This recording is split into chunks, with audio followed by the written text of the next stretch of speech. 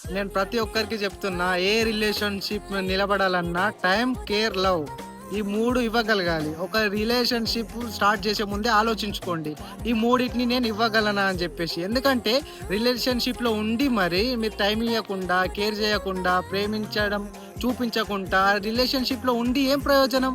అది అవతల వాళ్ళకి చాలా హర్టింగ్ అనిపిస్తది. ఒకవేళ మీరు బిజీగా ఉంటే, నేను ఈ వర్క్‌లో బిజీగా ఉన్నా అని చెప్పేసి బిజీ అయిపోండి. No problem. బట్ మీకు టైం ఉండి, మీరు ఫ్రీ ఉండి, మీరు టైం ఇస్తలేరు, కేర్ చేస్తలేరు, ప్రేమ అనేది చూపిస్తలేరంటే అది మొహమాటికి మీదే తప్పైతది. 100కి 1000%. ఇప్పుడు నన్ను అడగొచ్చు నువ్వు, నేను టైం ఇచ్చినా, కేర్ చేసినా, లవ్ చేసినా, బట్ నా రిలేషన్‌షిప్ బ్రేక్ అయింది అని అంటే టైం, కేర్, లవ్ తీసుకెళ్ళి రాంగ్ పర్సన్‌కి ఇచ్చావు.